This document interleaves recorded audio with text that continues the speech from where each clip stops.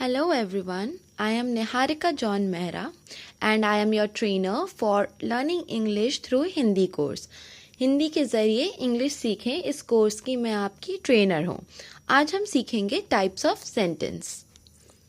सबसे पहले होते हैं हमारे एफर्मेटिव सेंटेंस, जो कि हिंदी में अगर हम इसका अर्थ देखें वो होता है सकारात्मक वाक्य।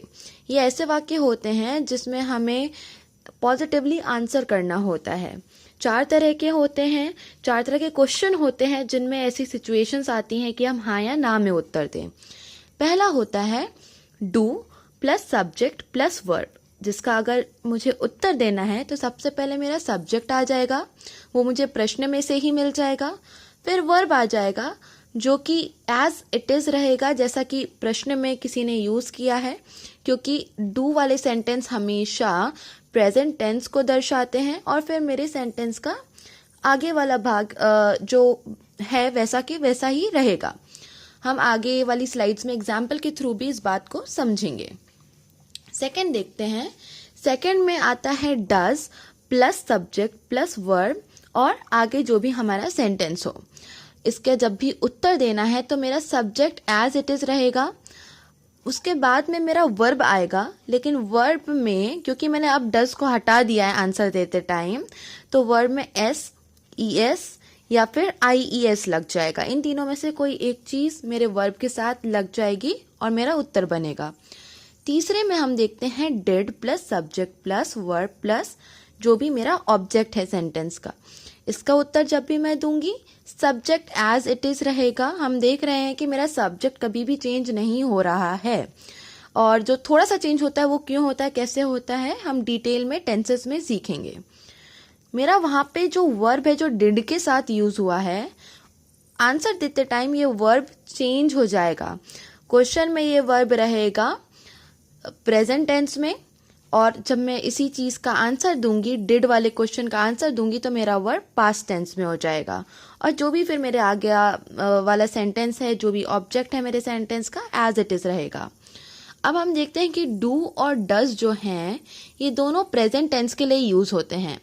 डू का मैं यूज़ तब करती हूँ जब मेरे जो सब्जेक्ट्स हैं वो प्लूरल वाले कैटेगरी के होते हैं। प्लूरल कैटेगरी में हमने प्रीवियस लेसन्स में सीखा है क्या क्या चीज़ें आती हैं। उसमें आते हैं प्लूरल वाले सब्जेक्ट्स, कई सारे नाम, वी, दे, यू, और हम आई को भी एज प्लूरल सब्जेक्ट ट्रीट करते हैं। लेकिन अगर मेरा सब्जेक्ट कोई सिंगुलर वाली कैटेगरी का हो, ही, शी, इट या फिर किसी का नाम, तो मेरा क्वेश्चन डज से शुरू होगा, या फिर जब भी मैं उसके बारे में बात करूंगी मेरे वर्ब में प्रेजेंट टेंस में एस ई एस या आई ई एस होगा ही। डिड वाले प्रश्न हमेशा पास्ट टेंस को बताते हैं, इसलिए मेरा वर्ब जो आंसर में वो भी पास्ट टेंस में होता है। फोर्थ टाइप होता है ऐसे क्वेश्चंस और उनके आंसर जो कि हेल्पिंग वर्ब से शुरू हो रहे हों। हेल्पिंग वर्ब भी हमने थोड़ा सा सीखा था पिछले लेसन में। ऐसे वर्ब जिनका एग्जैक्ट हिंदी में ट्रांसलेशन नहीं होता है लेकिन वो काल को बताते हैं, जैसे कि is, am, are, has, have, was, were, ये सब हमारे हेल्पिंग वर्ब होते हैं। अगर हेल्पिंग वर्ब से मेरा सेंटेंस शुरू हो रहा है और जो सब्जेक्ट है उसके बाद और फिर मेरा ऑब्जेक्ट है, इसका उत्तर जब मैं दूंगी तो सब्जेक्ट पहले आ जाएगा, हेल्पिंग वर्ब उसके बाद में आएगा और बाकी का सेंटेंस। आइए एग्जाम्पल से और समझते हैं। अफर्मेटिव एग्जाम्पल्स जो कि हम सकारात्मक आंसर दे रहे हैं उनके बारे में है। डू यू ईट फ्रूट्स, क्या तुम फल खाते हो? Yes I eat fruit. यहाँ पे मेरा ईट जो कि वर्ब है, खाने को दर्शाता है, वो क्वेश्चन में जैसा था आंसर में भी वैसा ही है। और क्योंकि मेरा यहाँ पे डू से शुरुआत हुई है मेरे क्वेश्चन की, ये प्रेजेंट टेंस को बताता है। और डू मैंने क्यों यू के साथ में यूज़ किया है, क्योंकि यू मेरा कौन सा सब्जेक्ट है, प्लूरल वाली कैटेगरी का। लेकिन यहाँ पे कोई मुझसे प्रश्न कर रहा है कि डू यू ईट फ्रूट, तो मैं आंसर दूंगी, इस केस में यू आई में बदल जाएगा। Does she go to the mall या does she go to mall, क्या वो मॉल जाती है? यहाँ पे बात हो रही है शी के बारे में, जो कि मेरा सब्जेक्ट है और सिंगुलर सब्जेक्ट है। इस कारण ये जो क्वेश्चन है वो डज से शुरू हुआ है। यहाँ पे जो वर्ब है वो है गो। इसका आंसर जब होगा इस प्रकार से होगा, yes she goes to mall. Go यहाँ पे गोज बन जाता है, गो के बाद ES लग जाता है, क्योंकि हमने प्रश्न का डज हटा दिया है और आंसर में इसी कारण से वर्ब में चेंजेस होते हैं। नेक्स्ट एग्जाम्पल देखते हैं। Did you see my pen? क्या तुमने मेरा पेन देखा है? यस आई सॉ या फिर yes I saw your pen.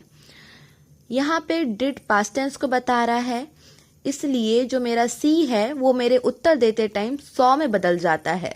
मेरा वर्ब सी है प्रेजेंट टेंस में, लेकिन उत्तर देते टाइम वही सी का पास्ट टेंस होता है सॉ, उसे मैं उत्तर देते समय उपयोग करूंगी। लास्ट एग्जाम्पल देखते हैं। Have you got place? क्या तुम्हें जगह मिल गई? यस आई गॉट या फिर yes I have got.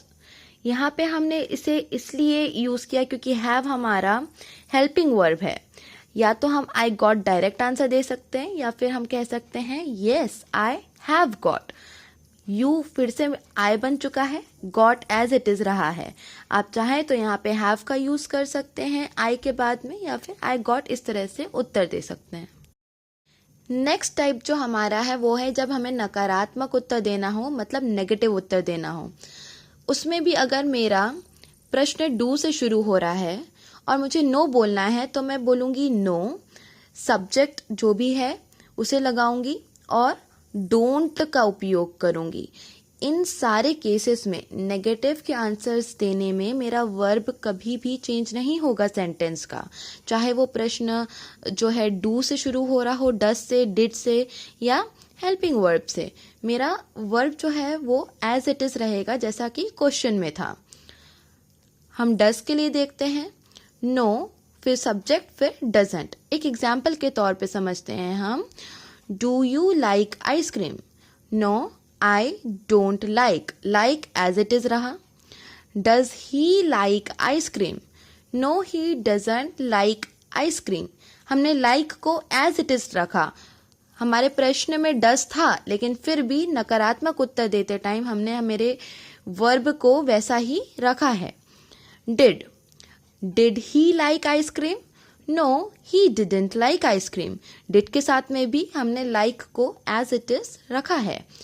Helping verb का अगर कोई प्रश्न हो और उसका उत्तर अगर हम देते हैं तो नो पहले आएगा, सब्जेक्ट आएगा, हेल्पिंग वर्ब आएगा और उसके बाद नॉट आएगा। क्वेश्चन के एग्जाम्पल के लिए एक क्वेश्चन हम समझते हैं। Have you got my pen? No I have not got your pen. मेरा हेल्पिंग वर्ब भी वैसा का वैसा ही रहा और मेन वर्ब भी वैसा की वैसा ही रहा। हम इन सभी चीज़ों को जब टेंसेस पढ़ेंगे तो इसके एप्लीकेशंस को अच्छी तरह से समझते जाएंगे। ऑलमोस्ट लास्ट टाइप जो हमारे सेंटेंसेस का है, लास्ट कैटेगरी है, वो है इंटेरोगेटिव। इंटेरोगेटिव मतलब प्रश्नात्मक वाक्य जिनमें प्रश्न होता है। इसमें हम एक रूल याद रखेंगे, हमारे जो भी प्रश्न बनते हैं, पहले जो 2 स्लाइड्स में हमने देखा वो ऐसे प्रश्न थे जिसका उत्तर हाँ या नहीं में था, लेकिन 5W1H एक ऐसा रूल है, इन सभी चीज़ों के जो प्रश्न बनते हैं इनके उत्तर में कुछ एक्सप्लेनेशन होता है। ये हाँ या नहीं वाले उत्तर के प्रश्न नहीं होते हैं, इसमें हमें कुछ आंसर करना होता है। यूजुअली जो हमारे ऐसे सेंटेंसेस हैं उनकी शुरुआत होती है या तो वेयर से, विच से, व्हेन से, व्हाट से, हु से या फिर हाउ से। वेयर जिसका हिंदी में मतलब होता है कहाँ, विच जिसका हिंदी में मतलब होता है कौन सा, व्हेन जिसका हिंदी में मतलब होता है कब, व्हाट हिंदी में क्या, हु हिंदी में कौन, हाउ हिंदी में कैसा या कैसे। इनका उपयोग किस तरह से टेंसेस में होता है, क्योंकि ये जो है ये सिर्फ मेरे प्रश्नों की शुरुआत करते हैं, इनके आगे वाला सेंटेंस मेरे टेंस पे डिपेंड करता है। तो जब हम टेंस को अच्छे से डिटेल में स्टडी करेंगे, इन सभी 5W1H का यूज़ हम उसमें करेंगे और सीखेंगे। So this was it. ये हमारे बेसिक एक मैंने आपको ब्रॉड आइडिया दे दिया है कि कितने टाइप के सेंटेंसेस होते हैं, ताकि जब हम और प्रैक्टिस करें हमें हमेशा याद रहे कि हम किस टाइप का सेंटेंस की प्रैक्टिस कर रहे हैं और उसे बोल रहे हैं या फिर लिख रहे हैं।